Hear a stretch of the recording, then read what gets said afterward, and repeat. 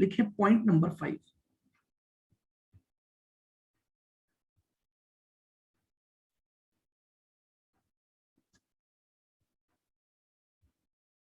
Classification of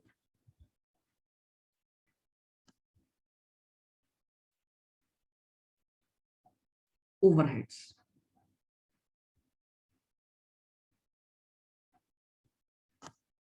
अब हमें ये तो पता लग गया कि हमारी जितनी भी इनडायरेक्ट कॉस्ट होती हैं वो सब ओवरहेड का पार्ट है। तो अब हम बात कर रहे हैं कि ओवरहेड्स को किस तरह से क्लासिफाई किया जा सकता है। तो हमारे पास है क्लासिफिकेशन ऑफ ओवरहेड्स।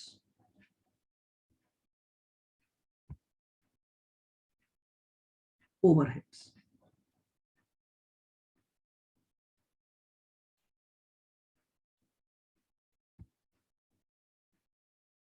देखिएगा, ओवरहेड को क्लासिफाई किया जा सकता है according to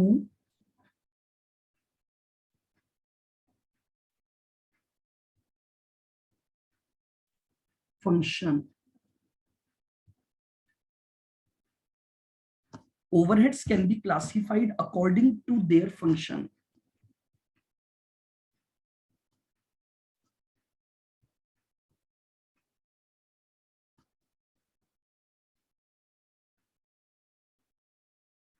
According to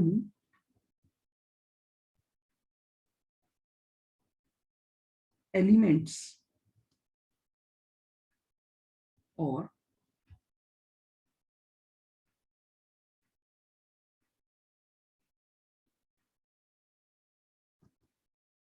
according to behavior.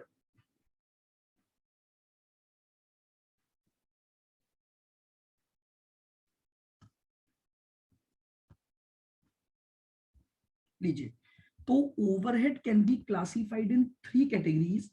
Overheads अपने फंक्शन के अकॉर्डिंग जाने जाते हैं, ओवरहेड्स अपने कॉस्ट एलिमेंट की वजह से जाने जाते हैं, और ओवरहेड्स अपने बिहेवियर की वजह से जाने जाते हैं।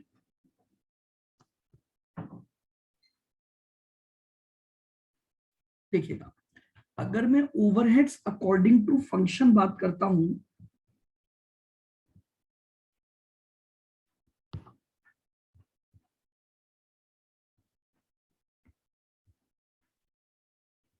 तो फैक्ट्री ओवरहेड्स,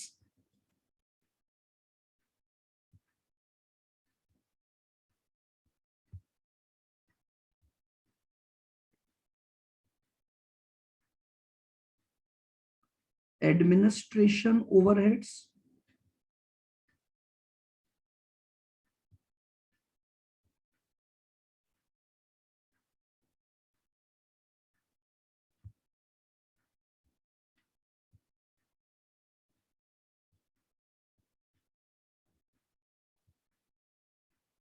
सेलिंग ओवरहेड्स,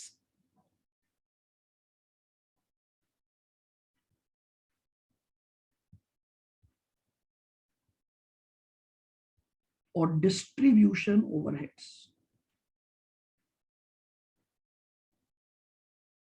ये लीजिए, अगर मैं अकॉर्डिंग टू द फंक्शन बात करता हूं तो फैक्ट्री में काम करते समय जितने भी एक्सपेंसेस इनकर्ड होते हैं वो सभी कहलाते हैं फैक्ट्री ओवरहेड।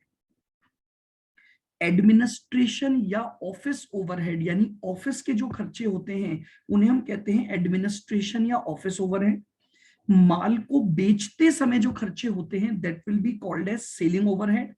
और जब उस माल को डिलीवर किया जाता है, उसको डिस्ट्रीब्यूट किया जाता है, तो उससे रिलेटेड अगर कोई खर्चे हो रहे हैं तो that will be called as distribution overhead. आइएगा, अगर मैं अकॉर्डिंग टू एलिमेंट जाता हूं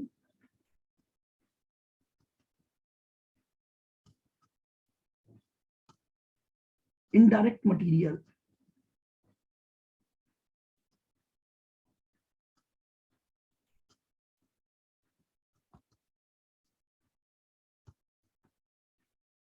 then indirect labour,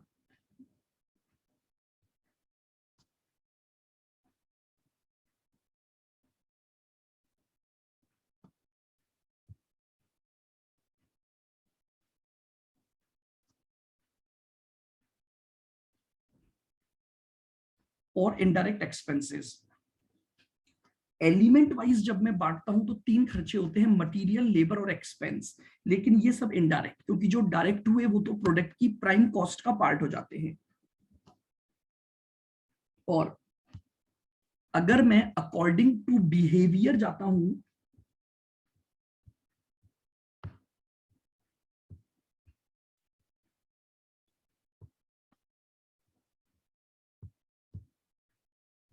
fixed overheads,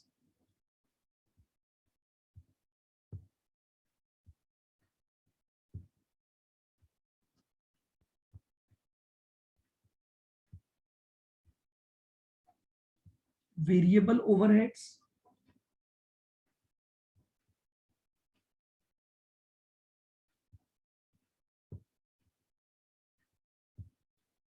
और सेमी वेरिएबल ओवरहेड्स, और सेमी वेरिएबल ओवरहेड्स। समझ रहे हैं? अगर हम फंक्शन के अकॉर्डिंग जाते हैं, अगर हम एलिमेंट के अकॉर्डिंग जाते हैं, और अगर हम बिहेवियर के अकॉर्डिंग जाते हैं, तो इन इन खर्चों को हम इस तरह से डिफाइन करते हैं। फंक्शन काम के आधार पर, फैक्ट्री में काम हो रहा है तो फैक्ट्री के खर्चे, ऑफिस में काम हो रहा है एडमिनिस्ट्रेशन के खर्चे, बेचने के रिलेटेड सेलिंग के खर्चे, डिस्ट्रीब्यूट करने से रिलेटेड डिस्ट्रीब्यूशन के खर्चे। आइए थोड़ा सा इनको विद एग्जांपल हम बात करें।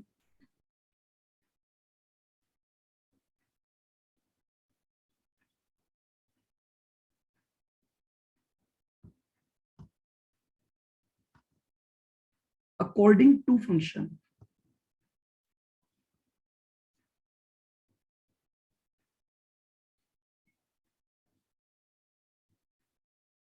तो according to function,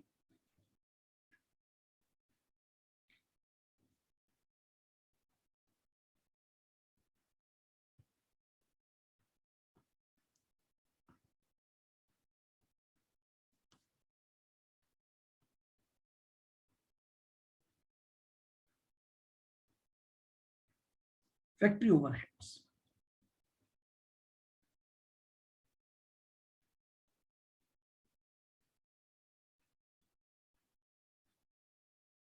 all expenses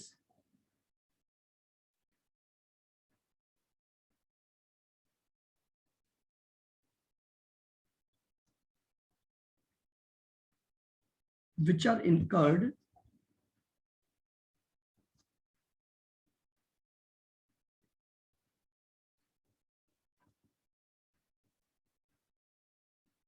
in connection with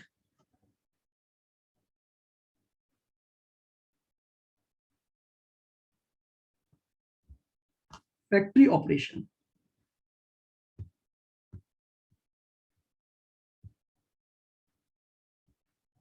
factory operation के रेस्पेक्ट में जो भी खर्चे होंगे वो सब आपके क्या कहलाएंगे, फैक्ट्री ओवरहेड कहलाएंगे।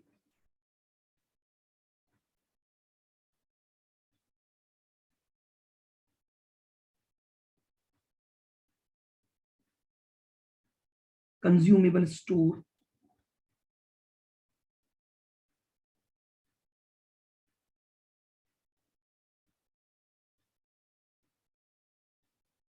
Indirect wages,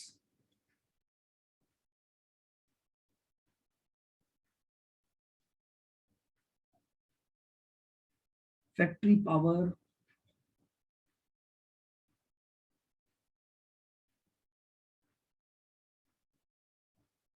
factory rent,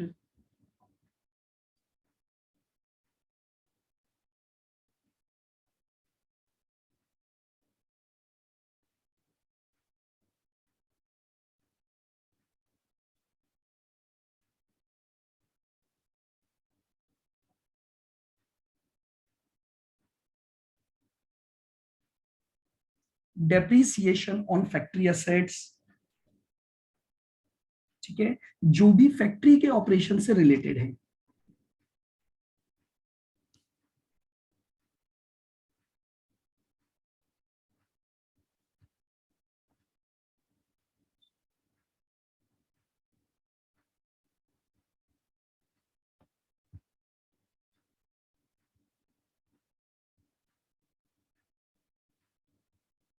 administration overhead,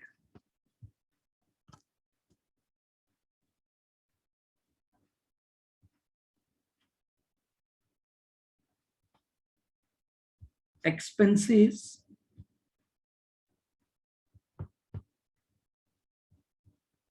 which are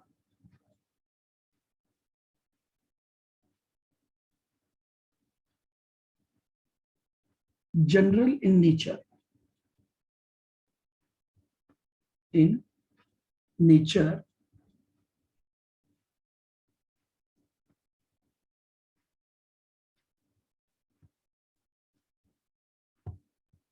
and consist of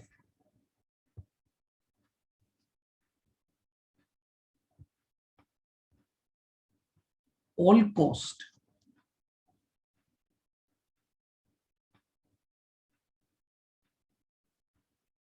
incurred in control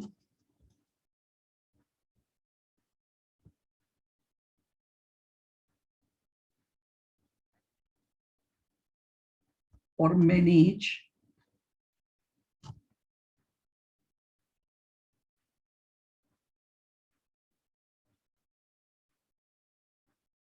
office या एडमिनिस्ट्रेशन।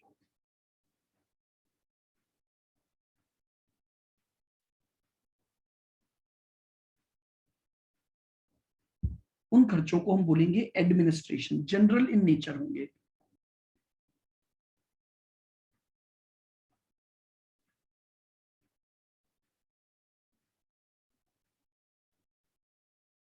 जैसे legal charges,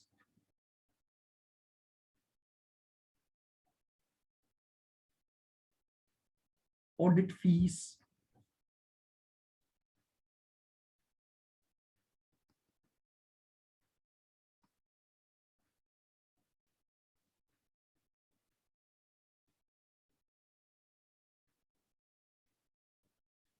printing and stationery,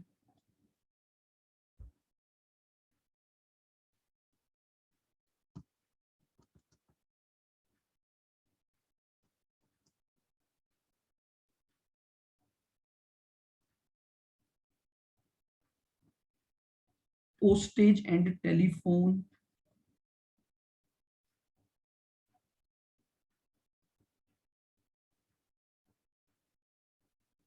office rent,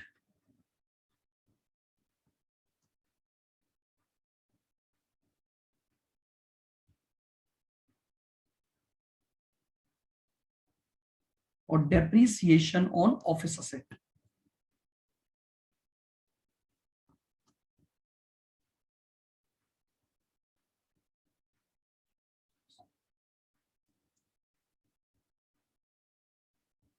इन खर्चों को हम क्या बोलते हैं? एडमिनिस्ट्रेशन ओवरहेड्स बोलते हैं।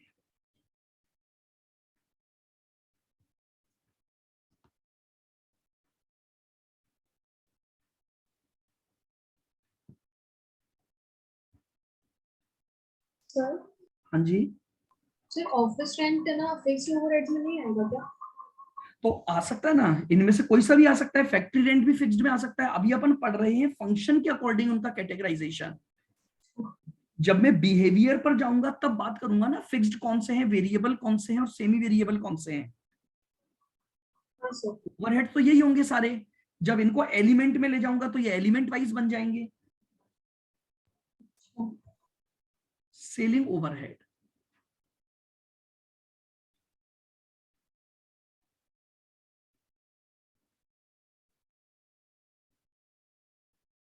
all expenses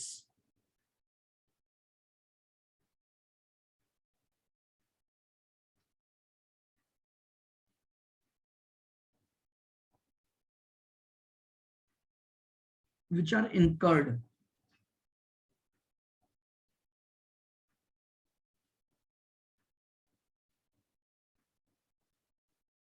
to promote sales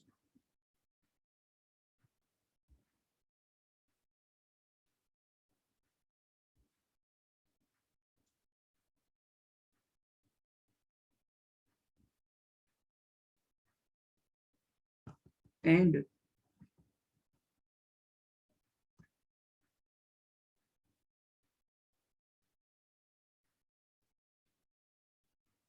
facilitating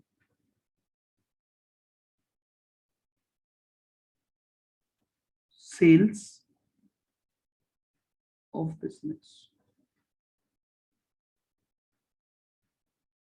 simple भाषा में बात करें तो ऐसे खर्चे जो कि सेल्स को प्रमोट करने के लिए किए जाएंगे, उन सभी खर्चों को हम क्या बोलेंगे? सेलिंग ओवरहेड्स बोलेंगे।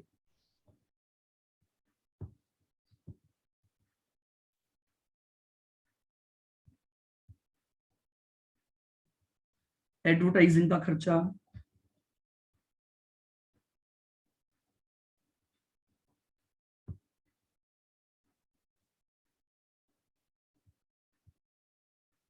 Commission to sales employees,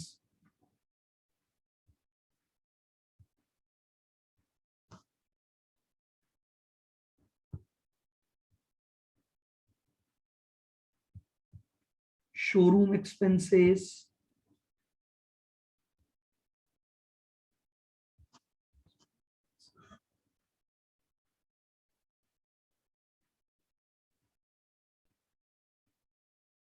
bad debts,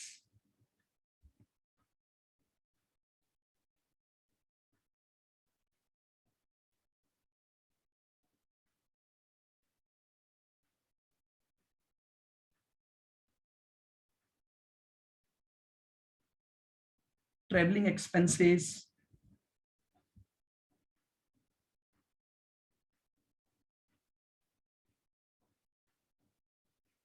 salaries of sales department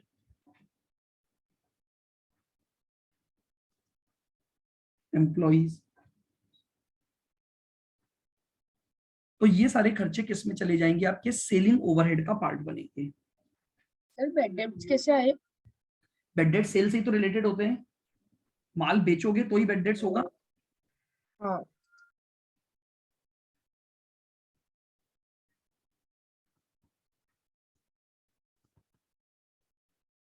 distribution overheads,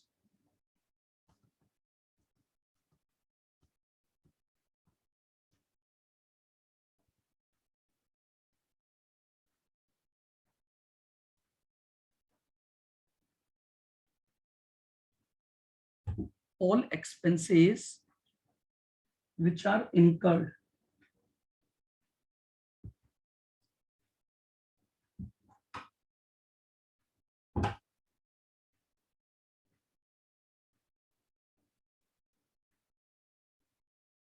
all expenses which are incurred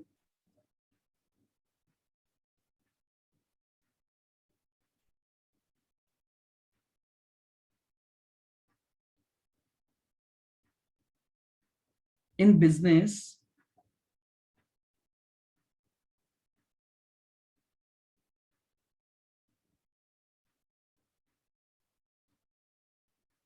due to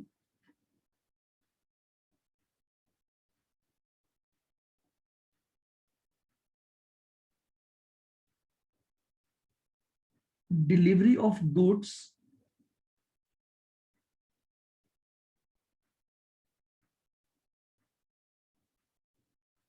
customers।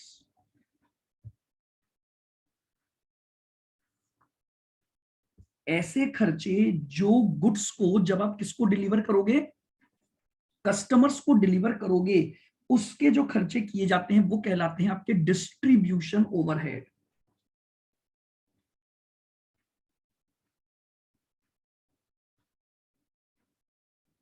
Packing cost,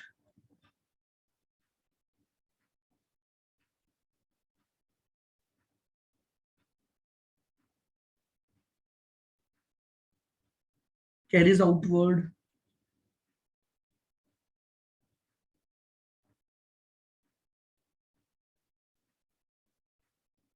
delivery van expenses,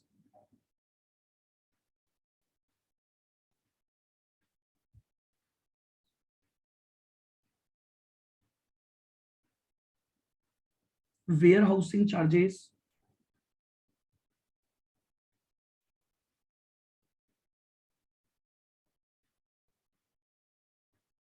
लीजिए ये है अकॉर्डिंग टू द फंक्शन, कि जिस तरह का काम करोगे उस तरह से आप उनको खर्चों को क्या कर दोगे, कैटेगराइज कर दोगे।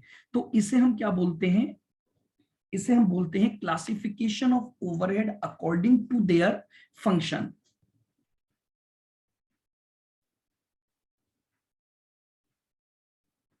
सर इनमें बस ये इतने ही आते हैं या और भी आ और सकते भी हैं? बहुत बहुत बड़ी लंबी लिस्ट है, हम लिस्ट तो याद ही नहीं कर सकते, तो मैंने एग्जाम्पल लिखे हैं बस। आपको नेचर समझना होगा जो भी खर्चा आपको दिया जाएगा।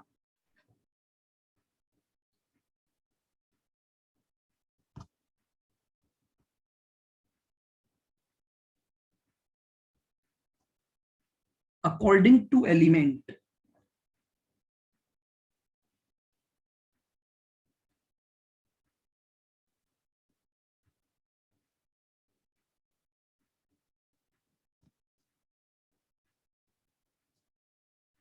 Indirect material,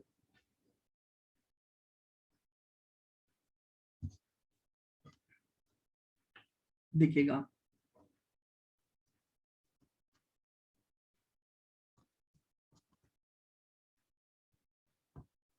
material cost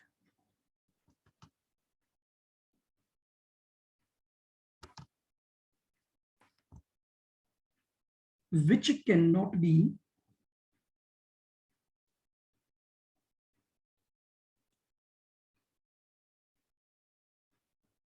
allocated but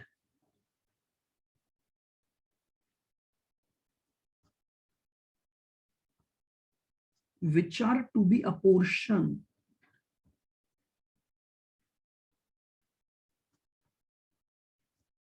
indirect material, यानी ऐसी मटेरियल कॉस्ट जो डायरेक्टली एलोकेट नहीं हो सकती है लेकिन उसे अपोर्शन किया जा सकता है। अपोर्शन मतलब उसको बांटा जा सकता है।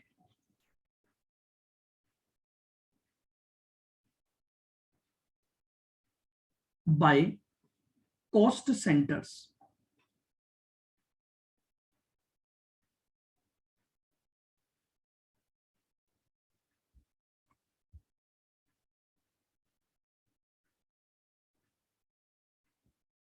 जैसे फ्यूल हो गया आपका,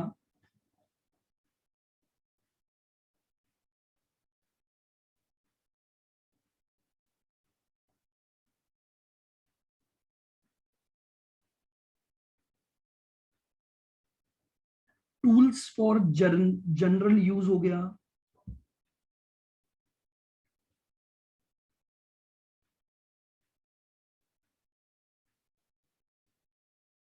material for repair.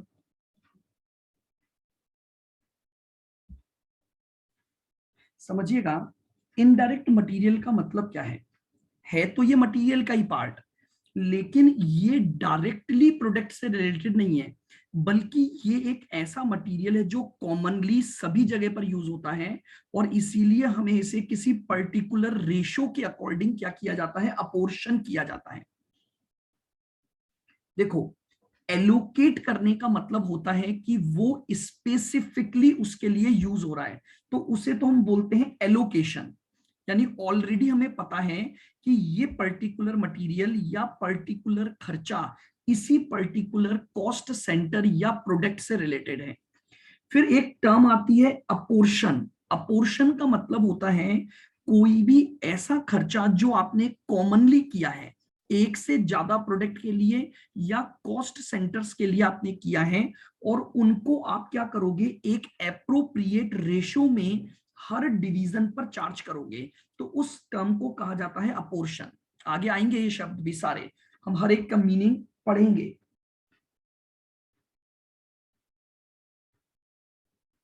Second, indirect labour.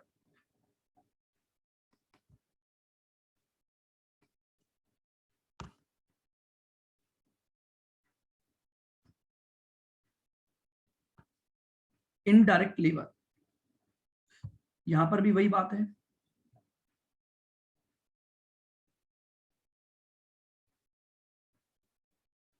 Wages cost,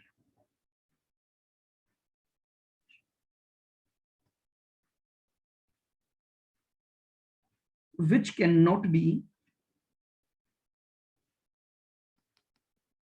allocated, but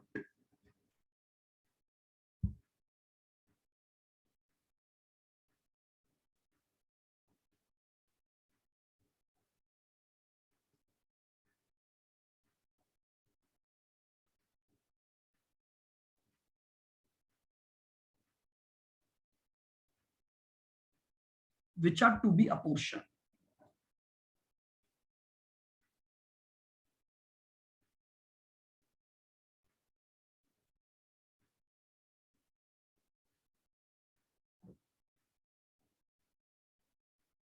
between cost centres, इसे हम बोलते हैं indirect labour.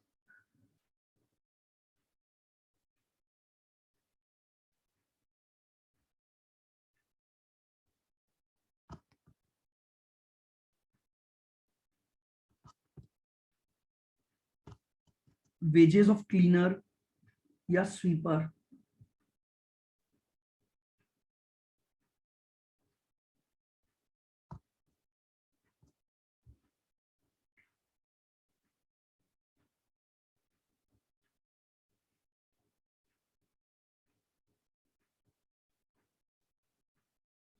Idol time wages,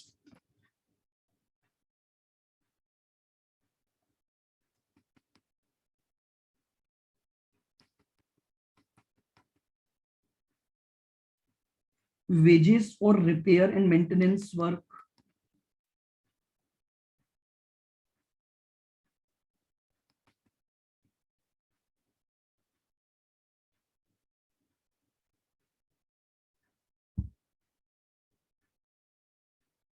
ये सभी वेजेस जो कहलाती है वो क्या कहलाती है?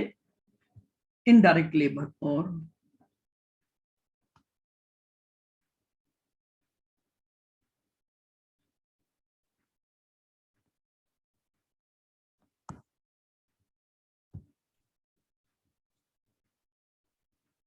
Employers contribution to provident fund,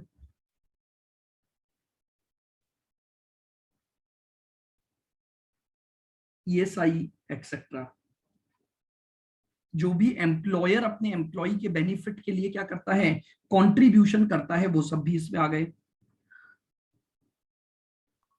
तो आप देख सकते हैं कि ये वेजेस जो आप दे रहे हो, ये वेजेस प्रॉपरली किसी प्रोडक्ट पर आप लिंक नहीं कर सकते हो, लेकिन आप इनको बांट सकते हो according to an appropriate ratio. Sir apportion between cost and centres के लाइन का मतलब क्या है? यानी जितने भी प्रोडक्ट या जितने भी डिपार्टमेंट होंगे उनके लिए ये खर्चा कॉमन हुआ है, तो उसे बांटना पड़ेगा आपको। भाई जैसे मान लो फॉर एग्जांपल मुझे ये निकालना है कि मेरे ए डिपार्टमेंट में क्या खर्चे लगे, क्या कॉस्ट आई। अब ए डिपार्टमेंट में जो उनकी डायरेक्ट कॉस्ट है वो तो एज इट इज आ जाएगी, हाँ। लेकिन प्रॉब्लम ये है कि इनडायरेक्ट कॉस्ट कैसे ढूंढूंगा, क्योंकि इनडायरेक्ट कॉस्ट में जैसे स्वीपर है, तो जो स्वीपर है वो स्वीपर 3 डिपार्टमेंट में काम कर रहा है, तो उसको जो वेजेस दूंगा वो क्या एक ही डिपार्टमेंट पर चार्ज कर लूं या तीनों डिपार्टमेंट पर होनी चाहिए? तीनों पर होनी चाहिए। अब तीनों पर होनी चाहिए, तो कैसे बांटूंगा उसको? उसे कहते हैं अपोर्शन करना बिटवीन द कॉस्ट सेंटर्स। ठीक है, हाँ सर। उसे हम कहते हैं अपोर्शन। अपोर्शन का मतलब होता है बंटवारा करना बेसिकली, कि कोई भी ऐसा खर्चा जो कॉमनली हमने किया, उस कॉमन खर्चे को हम डिफरेंट डिफरेंट डिपार्टमेंट्स में, जिनको कि यहां हम कॉस्ट सेंटर्स बोल रहे हैं, हम उनमें कैसे बांटेंगे।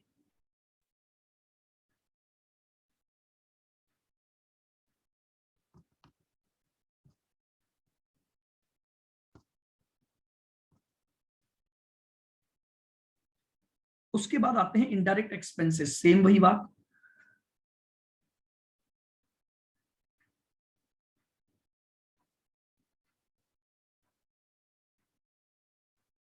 एक्सपेंसेस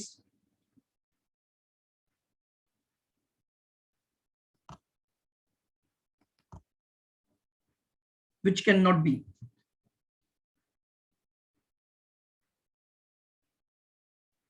allocated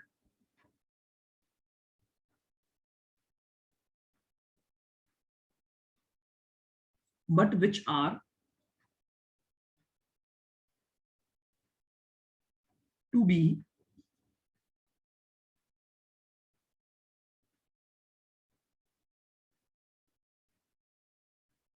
apportioned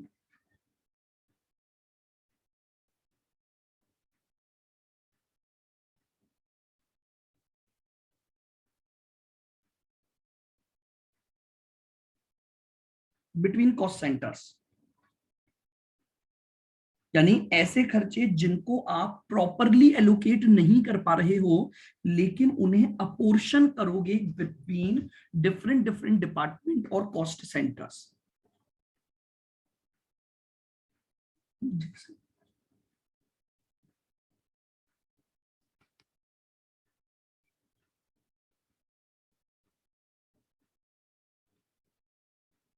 अब मान लीजिए आपने अपनी एक पूरी बिल्डिंग का इंश्योरेंस करवाया, लेकिन उस बिल्डिंग में 3 डिपार्टमेंट चल रहे हैं, तो इंश्योरेंस का वो खर्चा किसी एक पर्टिकुलर डिपार्टमेंट का नहीं है, क्योंकि आपकी उस बिल्डिंग में क्या चल रहे हैं, 3 अलग अलग डिपार्टमेंट या डिवीजन चल रहे हैं, तो वो उन सबका कॉमन खर्चा है, तो उनको आपको क्या करना पड़ेगा, अपोर्शन करना पड़ेगा।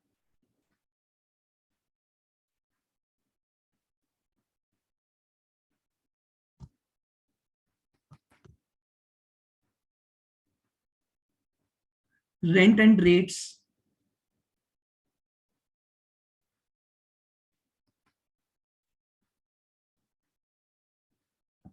कॉमन पावर, यानी कई बार क्या होता है कि हमारे पास कुछ पावर यानी जो हम मशीनों को चलाने के लिए काम में लेते हैं, हमारा उसका खर्चा कॉमन होता है, तो अब हमें यह देखना पड़ेगा कि किस डिपार्टमेंट में कितनी पावर यूज हो रही है।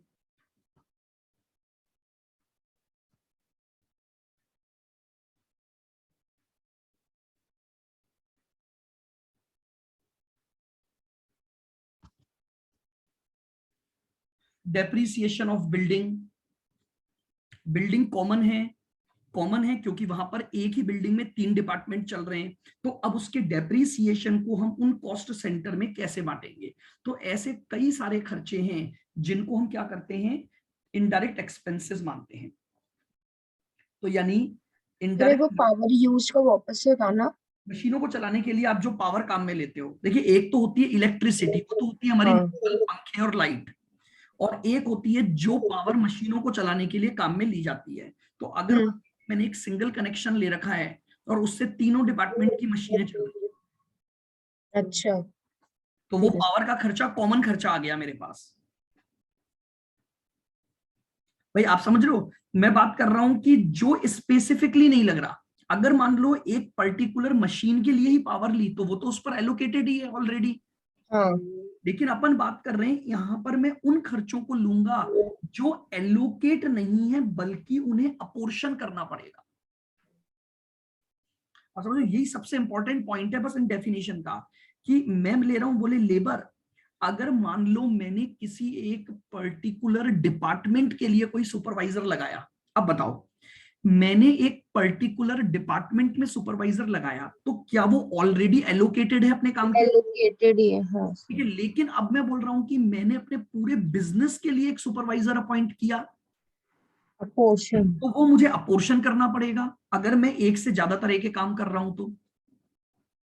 समझ रहे हो, यस अब सर। जैसे एम्प्लॉयर का कंट्रीब्यूशन हुआ प्रोविडेंट फंड पर, तो क्या एम्प्लॉयर अपने सारे डिवीजन के हर एम्प्लॉय के हिसाब से रिकॉर्ड निकालता है। भाई जितने भी एम्प्लॉय होंगे उन सभी का जो पीएफ का अमाउंट बनता है, एक साथ एम्प्लॉयर उसका कंट्रीब्यूशन जमा करवाएगा कि नहीं करवाएगा, हाँ सर। करवाएगा, तो मुझे उसको बांटना पड़ेगा कि भैया इसमें से यहां कितना जाएगा, यहाँ के एम्प्लॉय का कितना, यहाँ के एम्प्लॉय का कितना।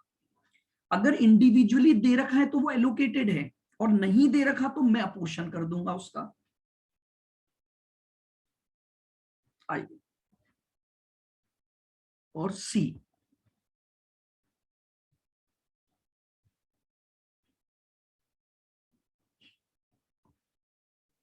अकॉर्डिंग टू बिहेवियर,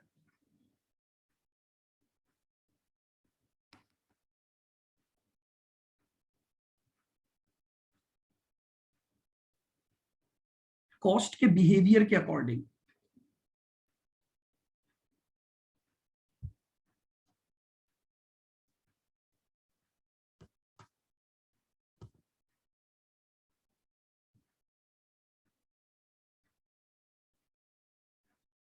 हालांकि इस बात की चर्चा हम ऑलरेडी चैप्टर मार्जिनल कॉस्टिंग में कर चुके हैं, बट हम फिर भी बात कर रहे हैं कि अगर फिक्स्ड ओवरहेड की हम बात कर रहे हैं तो यानी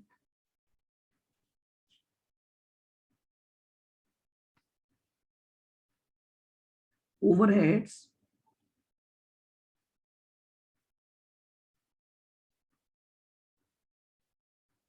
which remains constant या fixed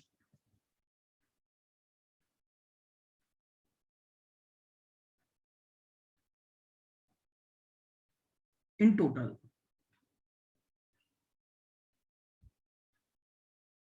but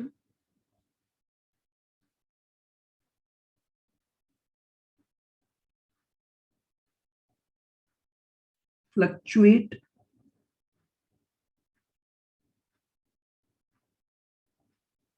on per unit basis. लीजिएगा, ऐसे ओवरहेड जो टोटलिटी में तो कांस्टेंट रहते हैं, उनमें कोई चेंजेस नहीं आता, लेकिन पर यूनिट पर वो क्या होते जाते हैं, फ्लक्चुएट होते जाते हैं। देखिए फिर वापस से मैं आपको बता रहा हूं, पहले भी मैंने आपको ये चीजें मार्जिनल में बार बार बताई थी। टोटल में तो हमेशा कांस्टेंट रहेंगे,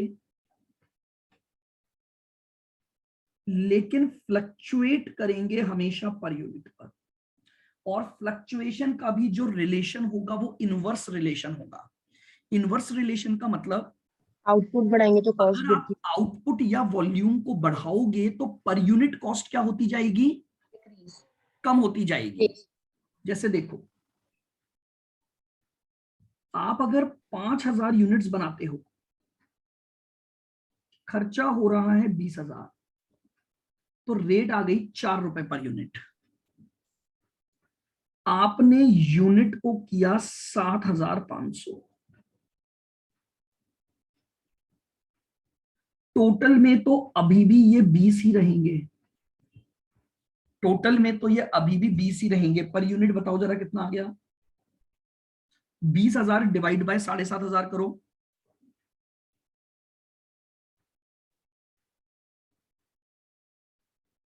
फिर 2.66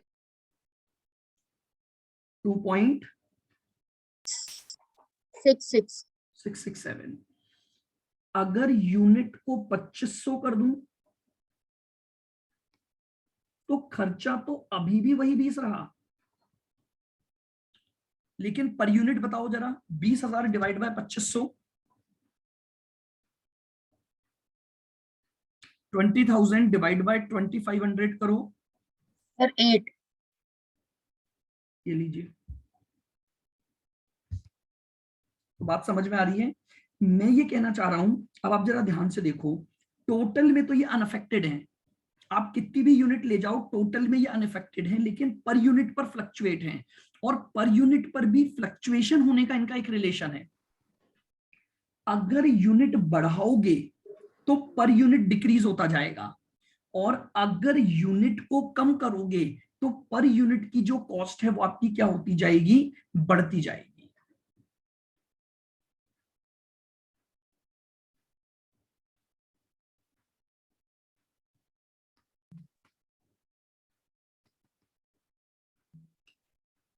देखो डेप्रीसिएशन का खर्चा आ गया इसमें,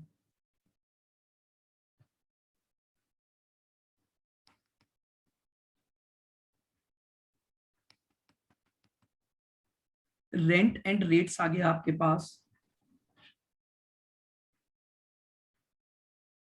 सर रेट्स और टैक्सेस में क्या फर्क है? क्या चीज, रेट्स और टैक्सेस। रेट्स होती है जैसे इंडस्ट्री, जैसे फैक्ट्रीज पर लग रहे हैं आपके, प्रॉपर्टीज पर जो पर्टिकुलर यूज हो रहा है।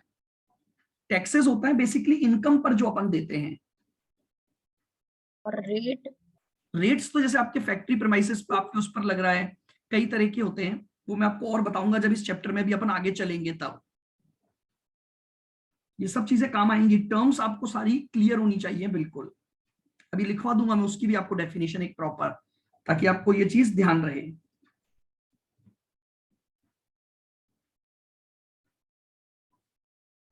ठीक है, और क्या हो सकता है जैसे हमारे पास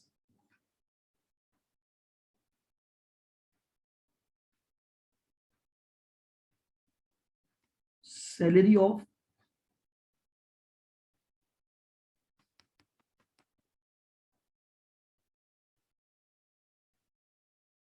परमानेंट स्टाफ। अगर हमने अपने यहाँ पर कोई परमानेंट एम्प्लॉय रखा हुआ है जिसको हम हटाते ही नहीं है, उसकी सैलरी फिक्स्ड है, तो वो भी हमारे फिक्स्ड ओवरहेड का पार्ट होगी। डेप्रिसिएशन तो सर फिर एसएलएम ही होगा मेथड तो। क्या चीज? डेप्रिसिएशन में तो फिर एसएलएम मेथड ही जब यूज करेंगे तभी फिक्स्ड होगा ना। देखो बाकी भी क्या होता है, वो ठीक है, मेथड्स की यहाँ पर हम क्या, कॉस्ट अकाउंटिंग जो है ना वो मेथड्स की बात नहीं करता, उसका नेचर देखता है बस वो। भाई वेरिएबल का मतलब यहाँ पर ये नहीं है कि अगर अमाउंट में चेंज हो गया तो वो वेरिएबल है। यहाँ वेरिएबल का मतलब होता है जो आउटपुट के साथ चेंज हो। क्या डेप्रिसिएशन आउटपुट के साथ चेंज होगा क्या डब्ल्यूडीवी में? नहीं सर। तो फिर आप समझ रहे हो, यहां पर मेरा मतलब कहीं भी ये नहीं है कि उसका अमाउंट कम ज्यादा हो गया। बात यहाँ पर आउटपुट क्या से होती है, अफेक्ट हो रहा है। कॉस्ट अकाउंटिंग में हम जो वेरिएबल और फिक्स्ड को देखते हैं ना, वो देखा जाता है अकॉर्डिंग टू आउटपुट या वॉल्यूम के अकॉर्डिंग। अगर कोई खर्चा वॉल्यूम के चेंज होने पर या आउटपुट के चेंज होने पर चेंज हो रहा है एक कांस्टेंट रेट से, तब हम उसे वेरिएबल मानते हैं। सर आइएगा, दूसरा होता है वेरिएबल। एक लाइन स्क्रॉल अप कर दो। Variable overhead.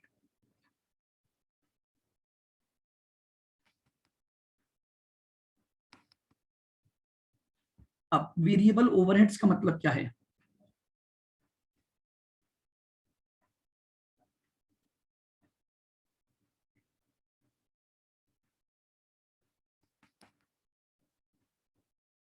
overheads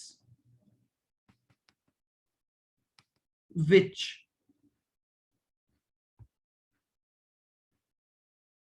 are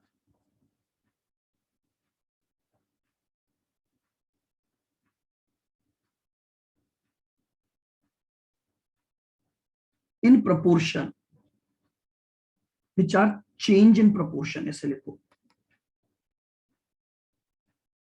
which are overheads which are change in proportion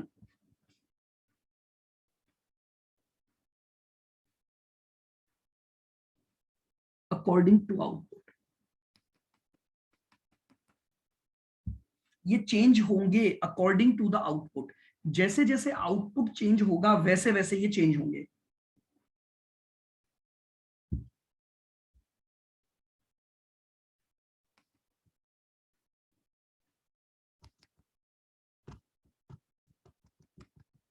These remains constant on per unit basis,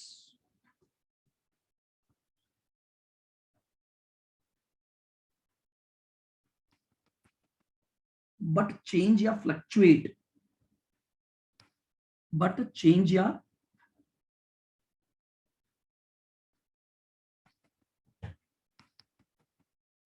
fluctuate in total। तो वेरिएबल ओवरहेड वो हैं जो आउटपुट के अकॉर्डिंग चेंज होंगे, per unit basis पर तो कांस्टेंट हैं और टोटल में फ्लक्चुएट होंगे।